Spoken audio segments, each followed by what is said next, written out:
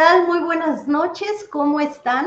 Bienvenidos a Economía Social, este programa que hacemos en colaboración, en la alianza, de la mano con el periodista Julio Hernández y su equipo aquí en Astillero. Soy Claudia Villegas y me da muchísimo gusto platicar con ustedes este 4 de marzo, en donde ya comienzan o ya tenemos varios días de campañas políticas, en donde pues la información es tan importante porque nos va a permitir decantar todo eso que se nos cuente, se nos diga, se trate de alguna manera de introducir en nuestra cabeza de lectores. Bueno, pues ya tuvimos el arranque de campaña de Sheinbaum, el de Clara Brugada, el de el PAN aquí en la Ciudad de México, y tenemos información que queremos comentar. Pero antes de comenzar, quiero agradecerles a todos y a todas que estén aquí. Si pueden regalarnos un like, recomendarnos, nos ayuda muchísimo a seguir haciendo este trabajo de periodismo colaborativo, de periodismo independiente, desde la trinchera de Astillero. Nosotros en Revista Fortuna, una revista que, como ustedes saben, pueden consultar en www.revistafortuna.com.mx. A mí me pueden consultar en la Villegas 1, allá en X. Estamos en Facebook, en Instagram, en TikTok le dejamos un ratito, la verdad es que no nos encantó, pero bueno, ahí tenemos ya el perfil. Quiero agradecer a todos los que están aquí, a Lolita Dalbert, todo mi cariño siempre, Lolita, gracias por estar aquí con nosotros. Quiero también agradecerle a Anthony Batista, el Jaguar Maya, Daniel Treviño, que nos dice qué gran programa es este de Claudia, muy útil y fácil de entender. Muchísimas gracias por tus conceptos, Dani. Romero Giles, hola Claudia, buenas noches desde las Américas de Ecatepec, Morelos. Saludos a todos allá en Ecatepec, Morelos.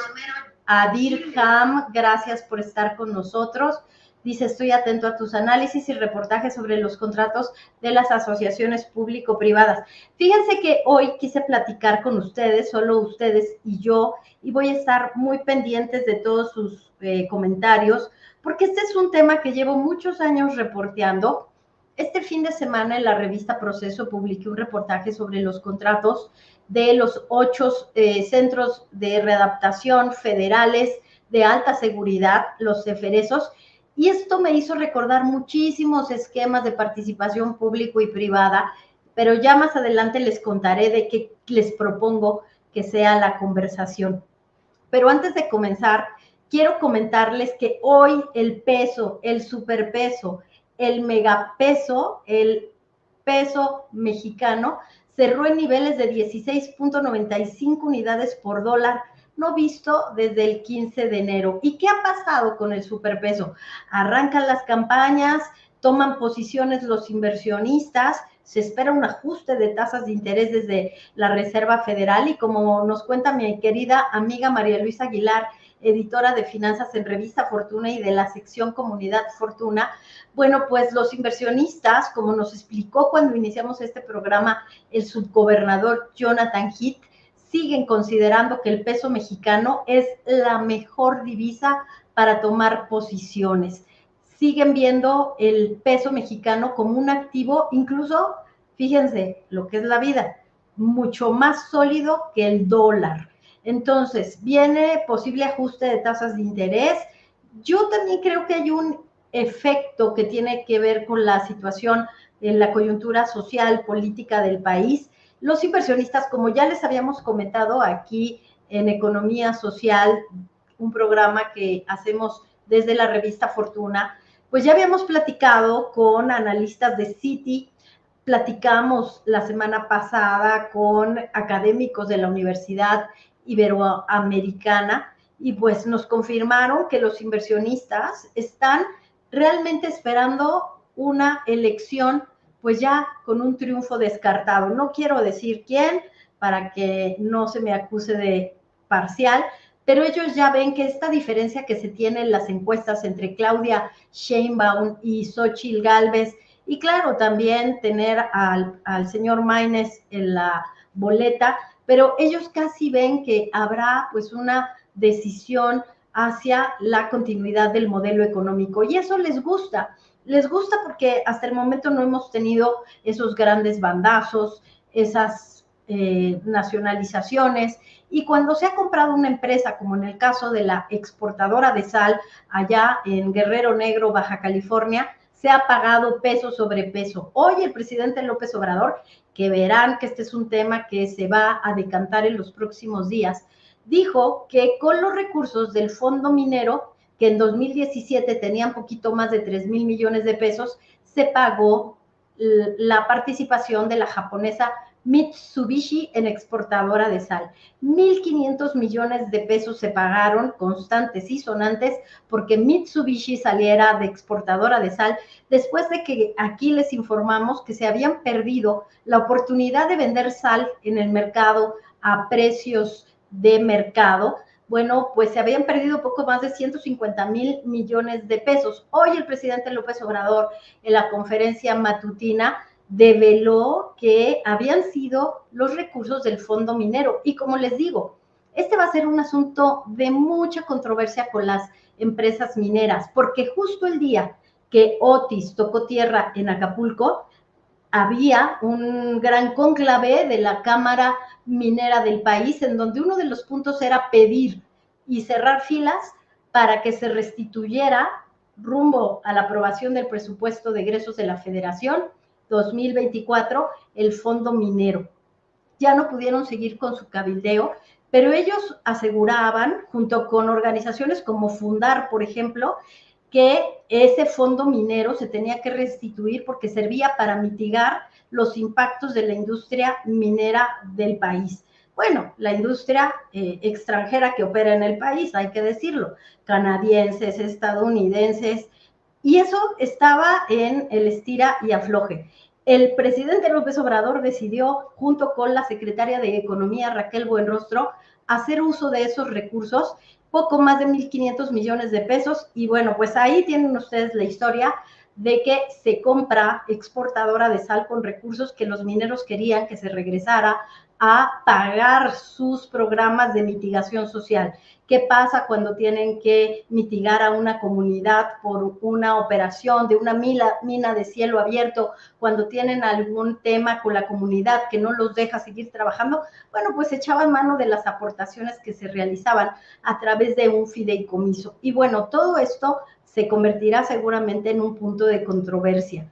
Eso nos lleva al tema de hoy. Voy a hacer una pausa porque hay muchas cosas que les quiero contar. A veces los temas se me acumulan y no puedo tener todo el tiempo que yo quisiera cuando tenemos una entrevista, que por cierto agradecemos a la decena de personas que han pasado por aquí por Economía Social. A todos ellos muchísimas gracias.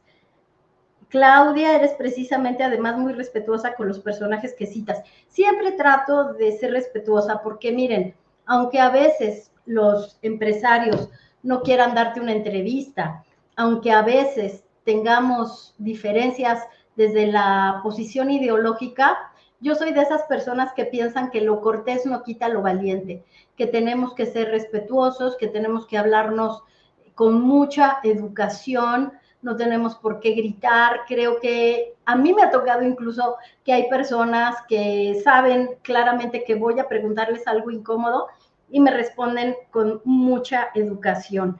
Bueno, quiero saludar a Capuleto, que anda por aquí, a Tanislao, a Bonifacio Pexo Rendón. Bueno, vamos a entrar en materia y les quiero contar que hoy tenemos un tema que les preparé, que titulé ¿Por qué los contratos multianuales son un caballo de Troya? Seguramente ustedes saben que el caballo de Troya pues fue esta figura que se usó para ganar una guerra. Bueno, los contratos multianuales no solo en México, sino en muchos países de América Latina, se usan para transitar las transiciones políticas y no perder los negocios. Les cuento que aquí en México hemos tenido asociaciones público-privadas, que son las famosas APPs, que son, pues me asocio con el gobierno, yo construyo un hospital, le cobro al gobierno y a veces hasta me quedo con el hospital.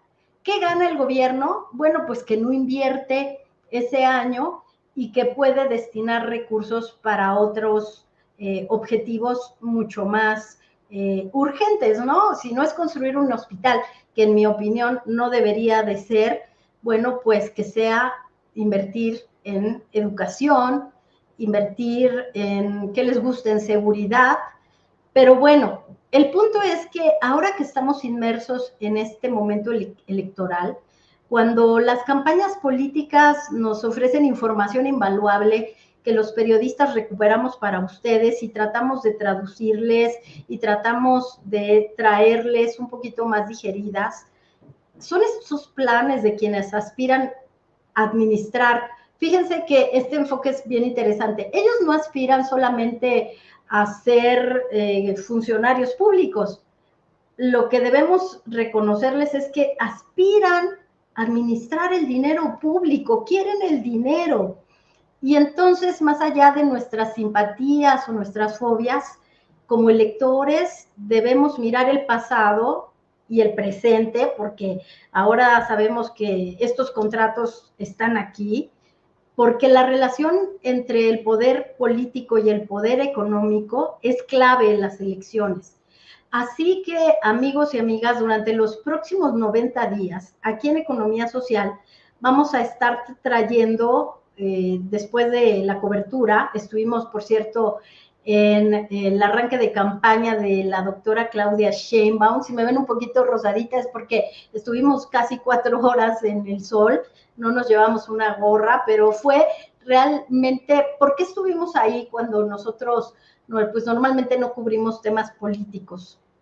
Histórico, por ahí sí podemos compartir una nota, si Jared la tiene, hicimos una crónica que creemos que logró conjuntar muchas de las emociones, pues es la primera mujer que podría llegar a la presidencia de la República.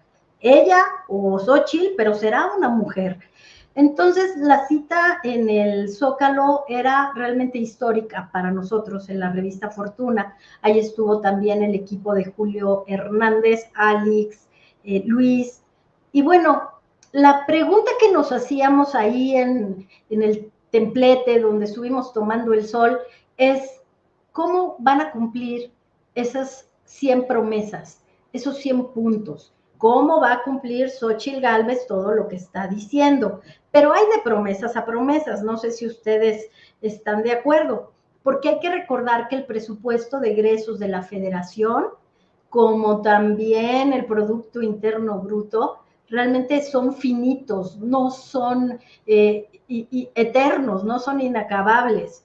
Entonces fueron 100 compromisos que ahí en Revista Fortuna los pueden revisar desde la perspectiva económica, financiera, la promesa de mantener la autonomía del Banco de México bien, la promesa de mantener el programa económico, que a mí me preguntan qué sucedió hoy con el tipo de cambio. El tipo de cambio está registrando esta continuidad en un modelo que le ha representado, por ejemplo, nada más en el mercado de cambios, un rendimiento del 16%. Entonces dice Ernesto Araiza, llegó tarde. No, Ernesto, todavía estamos a tiempo. Pero 16% de utilidad a quienes apostaron por el peso, por el superpeso, frente al tipo de cambio del dólar.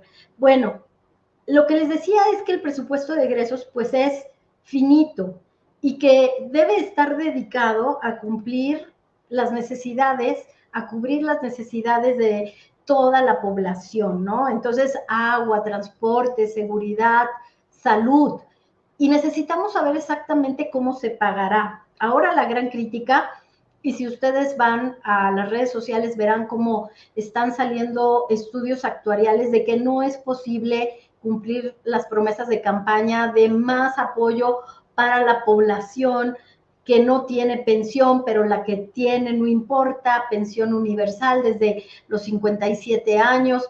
Habrá muchísimas promesas y creo que nos estamos desgastando en puntos que realmente están a un lado de lo verdaderamente grave desde mi perspectiva. porque el dinero que se le da a la población, y lo hemos confirmado en 2024, 2023, 2022, ha sido dinero bien gastado porque se ha ido al consumo interno y la economía está creciendo. Que no debe ser deuda, yo estoy totalmente de acuerdo, debe ser resultado de las asignaciones presupuestarias que se den a partir de recursos del propio gobierno, a partir de los impuestos que pagamos, porque debe ser una redistribución del ingreso. Pero miren, vayamos a un tema. Aquí está la crónica que hicimos: algodón de azúcar, globos, mariachis y la promesa de reivindicar los derechos de las mujeres. Una crónica de Yared Arciniega, de su servidora, fotos de Guillermo Lira. Hicimos realmente una cobertura muy extensa en donde analizamos algunas estrategias de marketing olfativo que registramos por ahí. Ojalá la puedan ir a leer. También registramos quién estuvo por ahí, el ambiente, los mariachis, las canciones, cómo llegaron youtubers, cómo ya son unas celebridades. Ahí vi muchos youtubers que se tomaban fotos, pero daban entrevistas, pero se placeaban con toda la plana mayor de esta alianza de Juntos Hacemos Historia, cómo estuvo ahí Altagracia Gómez, hija del presidente, el fundador de Minsa, que junto con Maseca es una de las gigantes harineras, que es uno de los alimentos más importantes para nuestra gente. Bueno, entonces lo que sucede es que debemos establecer esas promesas, están hilando fino para establecer lo que ha sido muy pernicioso, que son estos modelos de cooperación, yo digo a veces de colusión, entre el sector público y privado, las famosas APPs, los contratos multianuales, pero los piridegas. Y sí es cierto que si bien han criticado al presidente López Obrador de que la austeridad mata, como reza un libro de periodistas españoles sobre la austeridad que se instaló en España después de la crisis de 2008, aquí en México sí es cierto, la austeridad puede matar y puede generar problemas, pero la colusión aniquila el futuro de un país. Por eso, ahora que tenemos un modelo de conducción estatal que sí debe mejorar en la explotación de la sal, pero en las aerolíneas, pero en el gas LP, si ustedes se fijan, el presidente López Obrador no tiene la aspiración a través de estas intervenciones estatales de quedarse con el mercado aeroportuario o quedarse con el mercado del gas LP o de las aerolíneas. Lo que ha querido hacer es meter una cuña desde la mano del Estado para modificar ciertas pues inercias oligopólicas que estaban robándole dinero al contribuyente, dinero a los consumidores, pero también dinero al gobierno. Y como les decía, en el tema de los servicios públicos, ya son muchas décadas en donde los contratos de servicios públicos, a ver si por aquí me pueden ayudar con qué son contratos de servicios públicos: salud, infraestructura, seguridad pública. Esos contratos de servicios públicos que se quieren compartir con las partes privadas, con los privados, son un bocado realmente apetitoso. ¿Por qué? Porque es como obtener una concesión minera, una concesión de telefonía. Pero ¿qué pasa si yo tengo un contrato público-privado para administrar un hospital? Y en ese hospital no solamente me van a pagar que construí las paredes, la infraestructura, la sala de quirófano, sino que también me pagan mensualmente, anualmente, trianualmente, por dar los servicios. Entonces, estos bocados son tan apetitosos porque son una caja de efectivo. Warren Buffett, en su libro La Buffetología, establece que uno de los mejores negocios es aquel que te da flujo de efectivo. Por eso, cuando los periódicos se vendían, él fue accionista de The New York Times, por eso él fue accionista de Coca-Cola, porque los negocios que generan este gran flujo de efectivo y además tienes una garantía de que va a ser contrato transaccional, pues se vuelve realmente un negocio muy bueno. ¿Qué pasa con esta figura que yo les decía de que son caballos de Troya? Porque evidentemente los empresarios que se ven beneficiados con estos contratos multianuales durante un gobierno de un determinado partido político tendrán ciertas, tendrán ciertos intereses y se negociará detrás de bambalina cosas que no nos enteramos. Y yo se los digo con conocimiento de causa y no estoy especulando, porque eso sucedió, por ejemplo, en el caso de los 8 ceferezos que se negociaron, que se adjudicaron, no hubo licitación, no hubo un contrato, sino que se hicieron de manera directa.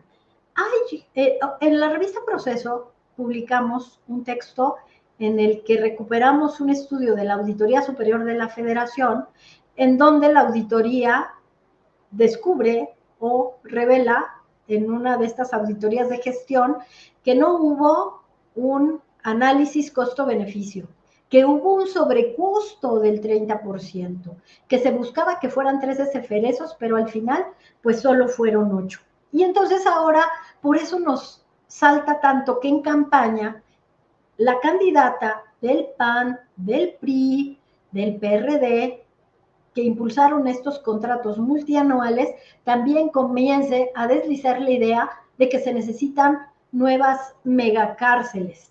Y después, fíjense lo que también sucedió hoy. Hoy, Santiago Taboada, que es el candidato por este mismo conglomerado, digamos, este consorcio de partidos, lo que dijo es que él está por los contratos con fórmulas de participación privada y pública, porque son, dice Santiago Taboada, la solución para resolver problemas del agua, ahora que lo tenemos tan en shock. También lo escuché mencionar que la deuda, fíjense, no están criticando que el presidente López Obrador no se debe endeudar. Bueno, pues ellos dicen que sí, que la deuda se debe dirigir a generar, obtener recursos para el mantenimiento y la modernización del sistema de transporte colectivo, el metro. Y bueno, pues esto resulta como contradictorio, porque lo que ha hecho este gobierno ha sido, a partir de estrategias de austeridad, tratar de resolver, que se le critica en el caso del metro, y es un reportaje que también hicimos sobre la línea 12, que el mantenimiento no se diera en tiempo y forma, que las adquisiciones no se dieran de manera preventiva, es cierto, eso se puede resolver. Pero lo que quiero traer a colación y a esta mesa que hoy tenemos juntos es que se está hablando de tener deuda y tener otra vez los contratos multianuales que se convierten en caballos de Troya. ¿Por qué son caballos de Troya? Ahora voy con esta idea. Un gobierno entrega estos contratos tienen ciertas condiciones, entran al siguiente gobierno, que puede ser de otro partido político, y para desmantelarlos tendrías que violentar derechos adquiridos. ¿A qué me refiero?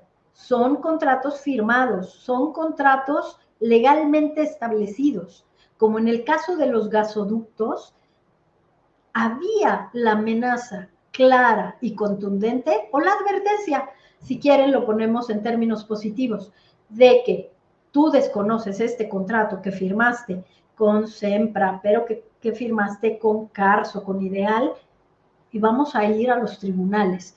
Incluso lo vamos a impugnar en el marco del TEMEC, lo mismo que sucedió con el sector eléctrico. Ahí está el caballo de Troya. Tú no puedes desconocer mis derechos ganados porque son contratos multianuales. ¿Quieres desconocerlos? Me liquidas, me indemnizas y entonces se convierten en un duro golpe para la administración en turno.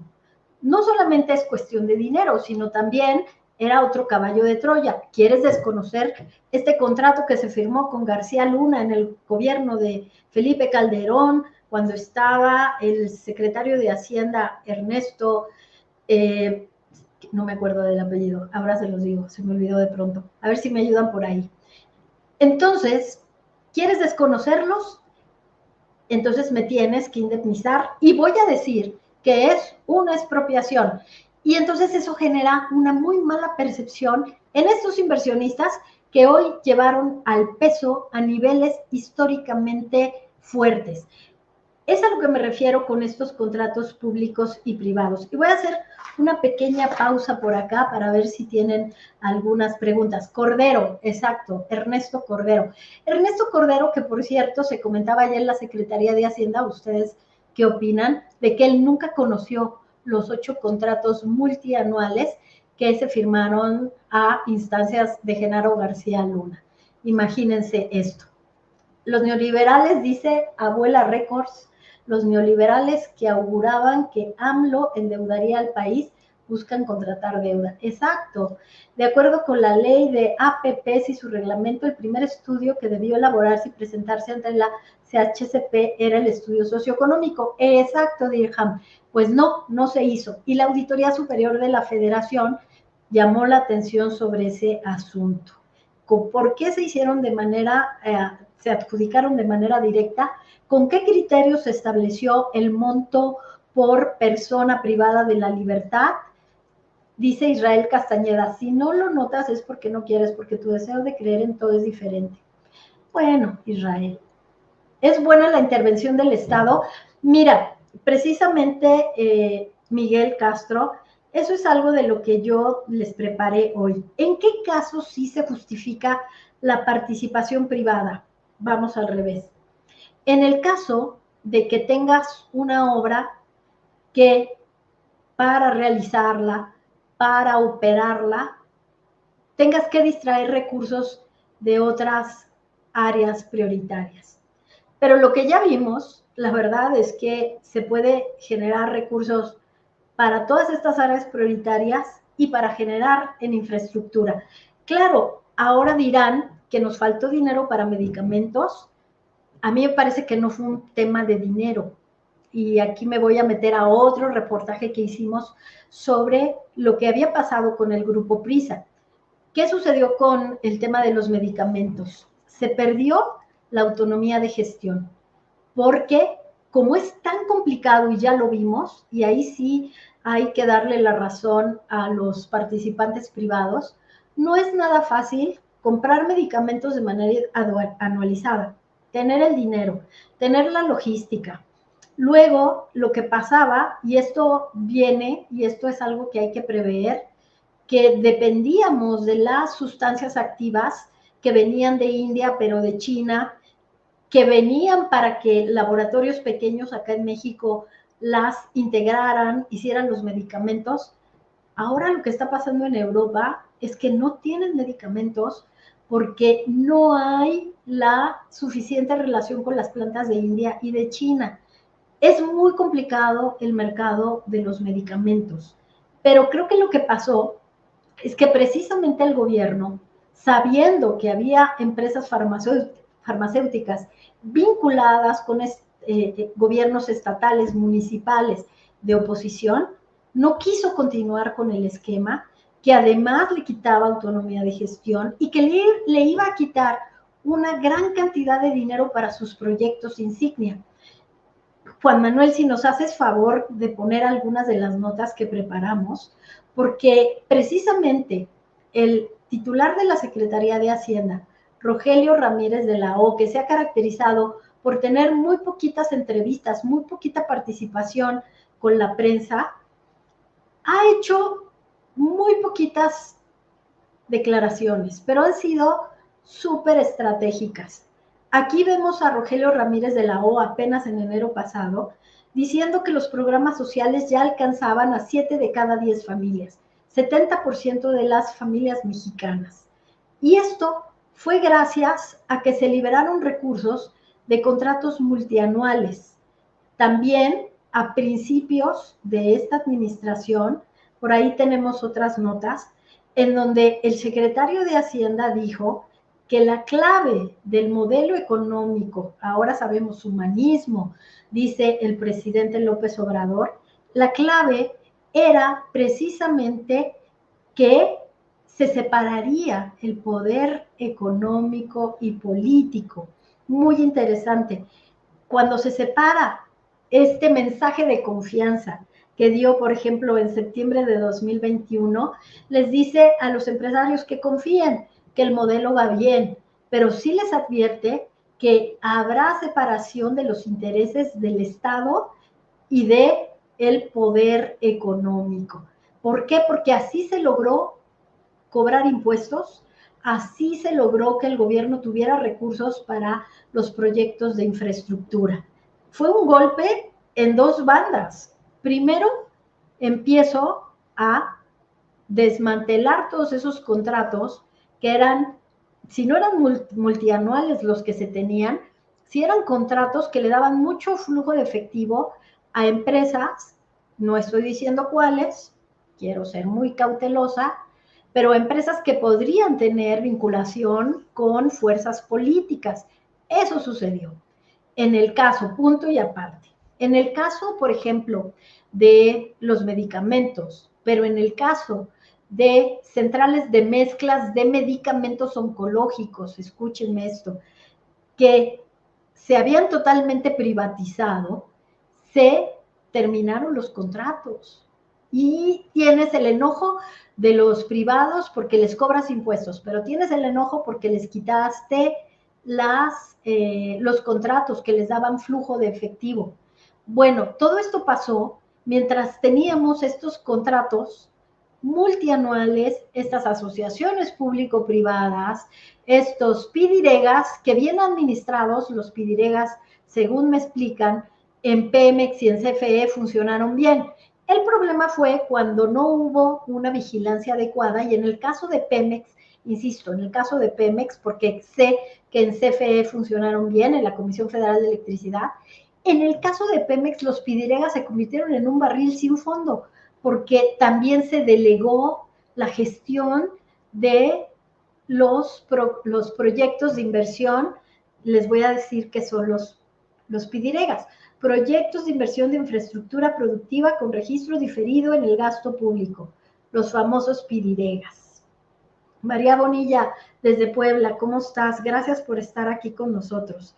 Entonces, son pidiregas, son asociaciones público-privadas, son los contratos plurianuales de prestación de servicios, los CPC. Estos contratos son precisamente del tipo que se firmaron para los 8 ceferesos que fueron entregados a constructoras durante la gestión de Genaro García Luna. Imagínense que lo más que se logró fue un descuento del 15% para que estas pues constructoras lograran seguir adelante con su negocio.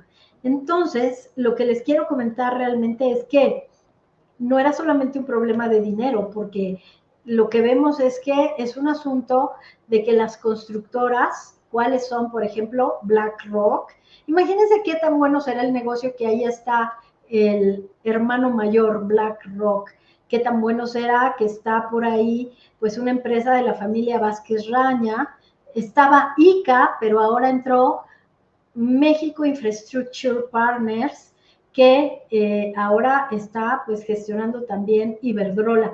Por cierto, deben saber que en Revista Fortuna publicamos esta nota de que se van a pagar 600 millones de dólares por Iberdrola. 600 millones de dólares son bastante buenos.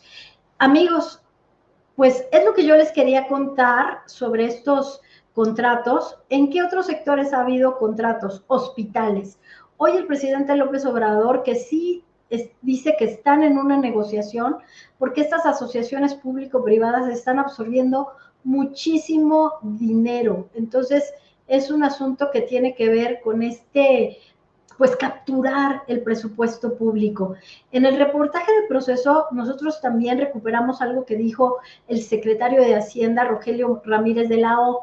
Él dijo, a las empresas privadas les tienes que contratar las obras de infraestructura, contrátalas una sola vez, les pagas, adiós. No tienen que quedarse como administradores de la infraestructura, no tienen por qué pretender después de que termine el contrato que se los renueves por 30 años más. No tienen por qué pretender que les sigas pagando. Esto lo dijo claramente en alusión a las críticas que ahora señalan que por qué los militares hacen las obras, que por qué los ingenieros militares están haciendo, pero el aeropuerto, pero el Tren Maya, pero el bienestar. Imagínense cuánto dinero se hubieran llevado las constructoras por hacer esto. Creo que es un tema que en medio de las elecciones tenemos que reflexionar y preguntarnos, muy bien Xochitl, muy bien Claudia, muy bien Clara o Santiago, ¿de dónde va a salir el dinero? Porque estas asociaciones público-privadas lo que hacen es poner bonita la pintura, el fresco, la acuarela, para tomar la foto, pero luego tenemos que preguntarnos de dónde sale el dinero. Dice Miguel Castro, pero la economía informal no desaparece ni desaparecerá, querido Miguel. Fíjate que estábamos platicando con los analistas de Citibanamex, a los cuales les mando un abrazo, y ellos estaban analizando qué pasaba con la economía informal en zonas sometidas a alta violencia. La economía informal es tan resiliente que ellos han comparado qué sucede cuando hay violencia, derecho de piso, extorsión, y la economía informal resiste y resiste. Y esto es como lógico porque pues, la población tiene que vivir, tiene que comer de alguna parte. Entonces, es difícil. Yo creo que la economía informal no debe sobrevivir o sostener cuando estamos hablando de lo que tiene que ver con pues grandes capitales metidos a la economía informal. Digo que no me escuchen, pero todo el mundo sabemos que en el centro de la ciudad hay distribución de todo tipo de materia prima, pero bolsas, plásticos, importaciones desde Asia, en donde si tú les pides una factura te dicen, no le vendo, quiere factura, no le vendo. Entonces creo que ahí sí tendría que haber un trabajo de inteligencia económica, pero creo que es poco a poco, tenemos que ir yendo poco a poco. Amigos y amigas, yo quiero despedirme con un dato que les va a poner así chinita la piel, como me la puso a mí cuando lo encontré. Fíjense que resulta que la consultoría británica McBain Cooper fue la encargada, a través de un personaje conocido como Michael Tirkett, de asesorar a Genaro García Luna y a otro personaje que trabajaba en la Secretaría de Hacienda en la unidad de programación de presupuestos. Ahora les digo el cargo exacto. Sergio Montaño Fernández, en el proyecto de viabilidad económica en el que afirmaban que en 2010 el país ya se enfrentaba con un peligroso déficit de espacios en los centros penitenciarios. Aunque no fue público el involucramiento de McBain Cooper, insisto, británica, chequen británica, porque desde pues Reino Unido, desde Londres, desde Inglaterra, se han delineado las estrategias de privatización desde Margaret Thatcher. Entonces, no estaba involucrada oficialmente, pero en una entrevista con un medio británico, que se puede ver ahí en redes sociales, Michael Tirkett confirmó su involucramiento con la dependencia que encabezaba en ese entonces García Luna. Después, en 2014, en un boletín corporativo de McBain Coopers, informó que había contratado como director general a México, ¿a quién creen? No a García Luna, no, ¿cómo creen? A Sergio Montaño Fernández. Una puerta giratoria tan descarada porque asesoró el negocio de 8 ceferezos y a cambio contrató a Montaño. Montaño recibió un mensaje de este medio, de Proceso Fortuna, Astillero, Economía Social y lo que se acumule, para preguntarle si fue uno de los 16 funcionarios de la Secretaría de Seguridad Pública a quienes un juez protegió al asegurar que los delitos en perjuicio del erario ya habían prescrito.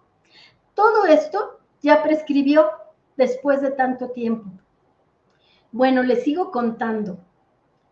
El proyecto inicial diseñado por McBain Cooper incluía 12 nuevos centros y no solo 8, eran 12, iban por 12. Además, se buscó que la figura para concretar esta asociación fuera precisamente una asociación pública-privada, una APP, en donde esta firma británica aseguraba tener una gran experiencia. Decía, nosotros aquí y en América Latina y en Chile y en todas partes somos los magos de las APP. Al final se optó por un contrato plurianual de servicios para lograr ingresos incrementales, sumando otros servicios. Ya saben que en los contratos de los eferesos hay lavandería, hay hasta temas de reinserción que no hacen, que ni hacen, diría mi abuelita, que ni hacen, pero ahí los están cobrando.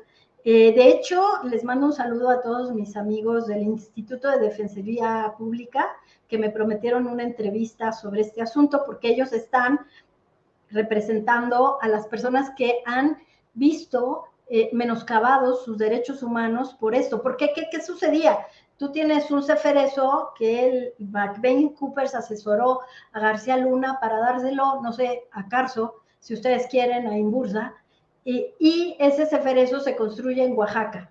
Ah, pero en Oaxaca no hay suficientes personas privadas de su libertad. Ah, pues tráetelos, como no, de Chihuahua, de Jalisco, y los trasladas kilómetros y kilómetros, lejos de su familia, lejos de todo, casi que los tienes incomunicados y aislados. Y luego no pueden estar en contacto, no les pueden llevar comida. Todas estas son violaciones a los derechos humanos.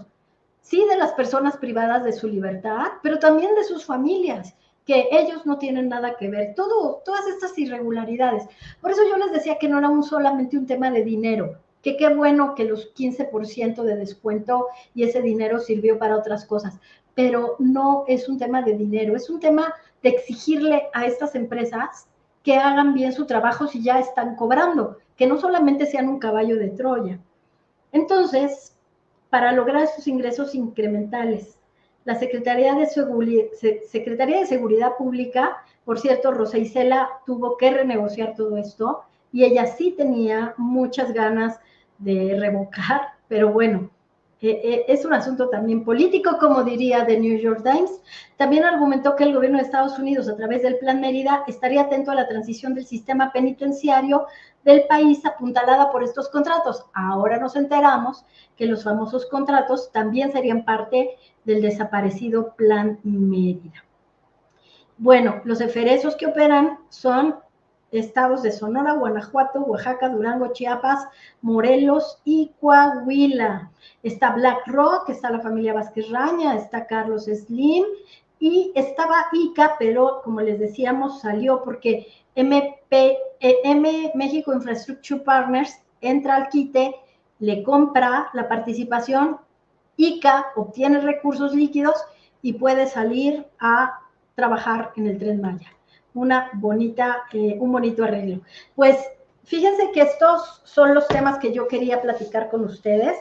Algún día serán un reportaje. Vamos a poner todos juntos. Acuérdense, APPs, pero contratos plurianuales y los PDRegas. Lo bueno y lo malo, porque así es bonito. Vamos a despedirnos ya porque tenemos que dejar el camino libre a la preparación de las charlas astilladas. Dice Dirham, son más bien elefantes blancos que de Troya. Sí, pero es que son elefantes blancos y son caballos de Troya. Yo me perdí una gráfica Mindpap, podría ayudar a ilustrarlo. Sí, haré gráficas, te lo prometo, Miguel Castro. Un cuadrito sinóptico. Dice Mónica Pérez, Taylor, te admiro mucho, te admiro por lúcida, brillante y encantadora. Ay, Mónica, muchas gracias. Qué bonito que las mujeres nos digamos esas cosas bien bonitas. Mucha sororidad, ya viene el 8 de marzo. Te abrazo mucho, Mónica, gracias de verdad. You have to walk the talk, dice Mugas 777. Sí, ¿verdad? Pero la economía informal no paga tanto impuesto como los que ponen un negocio que dan empleo. Sí, totalmente de acuerdo, María. Yo creo que se tiene que trabajar. Claudia Villegas, saludos desde Tuxtla Gutiérrez, Chiapas. Ahí está mi amiga María Luisa Aguilar, que perdió su gatito. Te mando un beso, Mari. ya pronto pasará ese dolor, de verdad. ¿Qué hay de los laboratorios o empresas farmacéuticas del hermano de Peña Nieto? Yo no sabía ese dato, lo voy a investigar. María Muñoz, saludos, muchísimas gracias. Gracias por sus likes, por compartir. María Bonilla, saludos desde Puebla. Qué tema tan interesante, dice Laura Urquieta, gracias. Abuela Records dice, una cárcel es territorio donde el Estado debe tener todo el control. Privatizarlas es contra natura, si cede el control a particulares, está cediendo soberanía en un terreno estratégico. Yo estoy totalmente de acuerdo, porque renuncias a la posibilidad de reinsertar a tu población. Déjenme decirle, Abuela Records, que en Estados Unidos a los fondos de inversión que tenían emisiones de deuda atadas a negocios, a empresas, que daban este tipo de servicios, se les ha pedido que ya no inviertan, porque es un tema de gestión y de responsabilidad social. No quieren deuda vinculada con empresas que posiblemente estuvieran aquí violando derechos humanos. Comercial, pues sé que por ahí hay muchas emisiones de deuda a partir de estos contratos. Sería bueno saber pues cuánto están pagando y por qué se permite la emisión de deudas. Ya sé que no me van a querer los emisores de estos bonos, pero no todo es dinero, insisto, no todo es dinero, y de eso va la economía social. José Antonio Ramírez, excelente análisis, felicidades. Dice Víctor Villa, como los contratos APP, los hospitales que según el presidente va a comprar. Es que, Víctor, si no los compra, va a ser un cuento de nunca acabar, porque además tienen la posibilidad de ser renovados. Entonces, si hay dinero, estaría bien comprarlos, pero ahora tienes la otra parte de la historia. Los vas a comprar, los vas a mantener bien, adelante. Que no solamente sea un contrato con una empresa beneficiada por políticos de otro sexenio, los que mantengan los contratos bien. También comprométete, gobierno. Bueno, pues muchísimas gracias. Dice Loren Cubileón, usted habla muy bien, todo entiendo. Gracias, Loren. Trato de poner todos estos temas en lenguaje sencillo porque a veces los periodistas de finanzas hablan como en arameo, pero en sánscrito, y piensan que son más interesantes si hablan en términos complejos. Imelda Montalvo, un saludo desde Veracruz, Puerto, muy buen tema, mujerona, y miedo por lo que acaba de pasar en Haití. Sí, justo estábamos hoy en la clase de la Facultad de Ciencias Políticas y Sociales de la UNAM, viendo un video con los chicos y las chicas sobre Haití. Haití, que es el país más pobre de América Latina, que está sometido a un shock horrendo. ¿Cómo es que no hace nada ningún país del mundo? No tienen electricidad, el último huracán los dejó sin plantas de energía eléctrica, están sufriendo con todas estas organizaciones de delincuentes. ¿Por qué nadie hace nada? ¿Por qué los están dejando solos? De verdad es un tema que a mí me tiene súper, súper triste, igual como lo que está pasando con Palestina. Oigan, me encantó platicar solitos, ustedes y yo, en este programa de economía social. Ojalá que lo podamos hacer más seguido. Quiero recomendarles, por favor, nuestra más reciente publicación estrella, la columna de Enrique Hernández Alcázar, el periodista, el conductor de radio, está con nosotros. Estoy muy contenta. Alfredo Nava Escárcega, el autor de el blog El postre no es al final, nuestro economista de cabecera, nuestra crónica sobre la campaña de Claudia Sheinbaum. Yo les mando un abrazo, dice Dirham, que estuvo de lujo. Me pongo nerviosa todavía, Dirham, porque pues no sé hablar tan sola. Soy reportera, me gusta preguntar, pero pues voy a preparar gráficas y lo vamos a hacer más seguido. Les mando un abrazo, que tengan un gran inicio de semana y nos vemos el jueves si todo sale bien.